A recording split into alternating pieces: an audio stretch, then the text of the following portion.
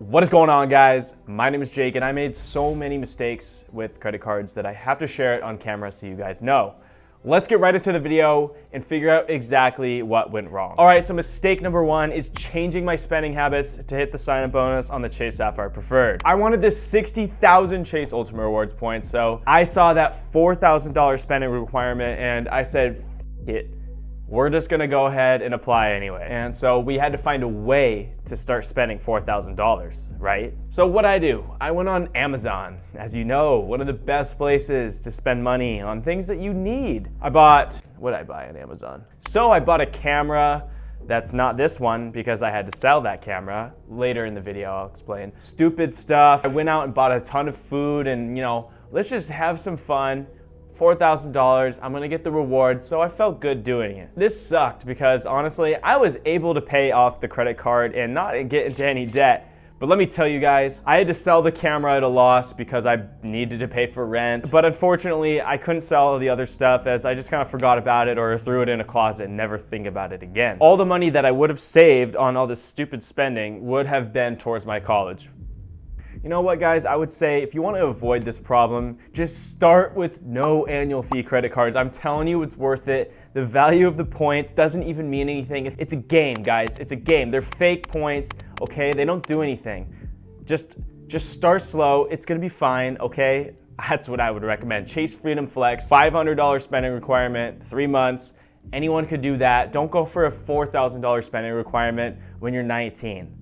Unless you spend a lot of money, which is good for you, good for you. Okay, so mistake number two is redeeming my Ultimate Rewards points for cash back. Well, guys, I got that 60,000 point bonus from all this stupid spending, but now I had to find a way to use my Ultimate Rewards points, right? And since I had no savings, not a lot of money left, I needed the money for rent. So unfortunately, I thought it was a good idea to cash in my Ultimate Rewards points. Actually, I knew it was a bad idea, but I did it anyway because I needed to pay for my life. So what did I do? I went on Chase Travel Portal and I went and I cashed in all of my 60,000 Ultimate Rewards points plus some more from extra spending for cash back. I got 600 bucks back. That's 1 cent per point. And any of you guys know in the credit card game, 1 cent per point on Ultimate Rewards points is so trash, it's terrible. With the Chase Sapphire Preferred, I could have earned a minimum 1.25x on all my points. So I could have had 1.25 cents per point if I were to book for any travel in the Chase portal, flights, hotels, any of that. A flight would have been so easy, but I cashed it in, so I couldn't do that anymore. Now, I personally value my Chase Ultimate Rewards points up as high as 2 cents per point, since you can transfer them out, as you guys know from the thousands and thousands of YouTube videos talking about it. Let me tell you, I did so many bad things with the Chase Sapphire Preferred, but I never got into debt. I never missed a payment, so good job to me, okay? But let me tell you, the Chase Sapphire Preferred mistakes don't stop here. I had some more coming up. Okay, so mistake number 3 is using 2 credit cards during the same sign-up bonus period. No, I got the Chase Sapphire Preferred during the time of my Discover It cashback match for the first year. So, unfortunately, I stopped using my Discover card, lost out on all that cashback match, and I just started using my Chase Sapphire Preferred right in the middle of another bonus. I had this giant Chase Sapphire Preferred I got to spend on instead of my nice Discover It cashback match. So I should have waited 1 year before I went for that Chase Sapphire Preferred because the match would have been over, but I just didn't know at the time. And you might not know either, but that's why I'm making this video, to help you out. I know this was not that bad of a mistake since it didn't really cost me that much. Maybe like $100 of missed out cash back on the Discover It card. So if you're gonna have one credit card bonus, do your best to focus on that one. Get it done, get it complete. If you wanna go for another credit card bonus at the same time as one that you already have open, just make sure that you know you're gonna spend everything on that card to hit it, then you can open up another one, which is exactly what I just did with the MX Gold and the Chase Ink Unlimited. I'm pretty much done with the Unlimited bonus, so I opened up my MX Gold a few weeks ago.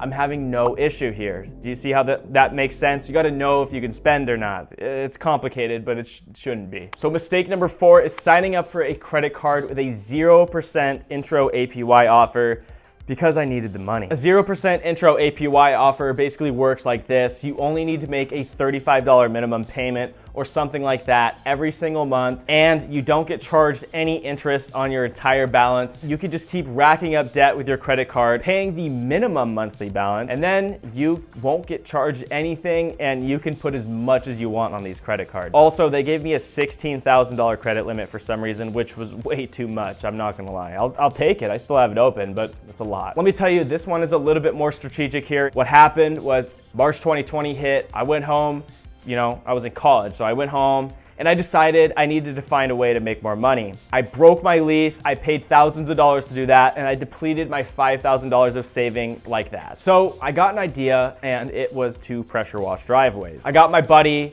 we decided to go ahead and buy a $1,400 pressure washer from Home Depot. So what did I do next? I went right to the bank, got a 0% intro offer on this credit card, and I put all of that pressure washer on that credit card. Now, this was pretty exciting. I had an idea, and I figured that why not do this right in the middle of a time where it's really hard to work? And let me tell you, it worked insanely well. I paid off that entire credit card balance in a few weeks. Then I saved almost $8,000 going into the school year, which was all from pressure washing. So I wanna say this might be a mistake going for that 0% intro APY offer, but let me tell you, I would totally recommend doing that if you really believe in yourself and have a good idea. But if you just wanna put stuff on it, put as much on that you want on it and then figure it out later, that's a terrible idea. Okay, so mistake number 5 is actually using the Built Mastercard. I don't like the Built Mastercard. Let me tell you, before you freak out on me, I wanna say the Built Mastercard's fine, it's all right, but let me tell you, it's taking up one of my 524 slots and I'm a little bit frustrated. When I found out you can earn rewards on rent, I was like, yo, that's pretty crazy. Like 1x back on rent, I'll take that. So basically I just jumped right on that and signed up and was instantly approved. But when I set up auto pay in the Built Rewards app, Wells Fargo came in and said, hey, we're not gonna let you do that. I was like, oh, I thought I could avoid Wells Fargo with this credit card. You have to make a Wells Fargo account separate from your Built account login just to enable auto pay. Wells Fargo sucks, believe me when I say that, it is that bad. I knew that with this card, you're also gonna have to make 5 transactions per statement period, which I really didn't think was gonna be a big deal, but what happened was I just didn't really give a shit. It's just annoying to have to pull this card out, even if it's like something for dining, because I really want to keep everything for one category. So for example, if I'm at Chipotle and I'm getting some Chipotle, I want to make sure I could just use the Amex Gold. I don't have to remember, what am I at, 1, 2, 3, 4? It's a pain to remember.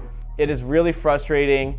And unless you have like this as your main card where you're automatically gonna be hitting that 5 transaction minimum easily, then I just think it's really annoying to have to remember. Plus, after months of having the Built card, I wanted to see how much rewards I've earned. So with my $1,450 apartment, I think I should be earning more, but unfortunately, this has only earned me around 6,000 Built points, which is like $60. So all of this headache is kind of annoying, and yeah, theoretically you can earn 1x back on rent, but you're gonna be getting not a lot. And I know you guys can transfer out to transfer partners. It's gonna take a long time for me to generate enough points where it kind of makes sense to do that. So my plan is to supplement anything that I'm gonna be doing with another transfer partner, like taking my Chase Ultimate Rewards points and transferring it to Hyatt. If I need an extra 6,000 or 5,000 Hyatt points, I'm just gonna transfer it from the Built MasterCard before I do this. And then I won't have to transfer all of my Chase Ultimate Rewards points. But this entire process to me is just kind of a headache, and is it really worth that little amount of points?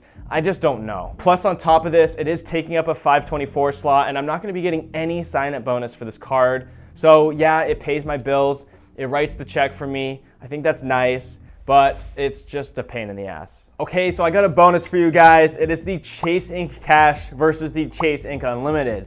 And let me tell you, I wish I got the Chase Ink Cash. So there's 1.5% back on the Chase Ink Unlimited and 5x back on internet, as well as office supply stores on the Chase Ink Cash. So one of the things that's annoying and I wish I could pay for and get 5x back is internet. I'd love to have the Chase Ink Cash so I can just connect it directly to my internet and get 5x back. So instead of getting any of those rewards, I'm pretty much never gonna be using the Chase Ink Unlimited since I don't really have a lot of business expenses. And if I were to be buying a camera or something expensive for this YouTube channel, I'd probably wanna put that on another credit card sign-up bonus. So I'm not gonna be using the Chase Ink Unlimited to get any rewards. It's just literally gonna sit in a drawer and do nothing, just like my built Mastercard and some other cards that I just don't care about right now. So guys, I want to say it's not that big of a deal if you make a lot of mistakes like me. If you want to say thank you to me, you can go ahead and hit that subscribe button, guys. I would appreciate that. And if you want to check out something interesting, this video is going to explain all the things that I'm going to be doing this year with my credit cards, what I'm going to apply for, what I think is cool. It explains my strategy. Just check it out. With that, have a great day. Go outside and enjoy the world, and take it easy. Bye.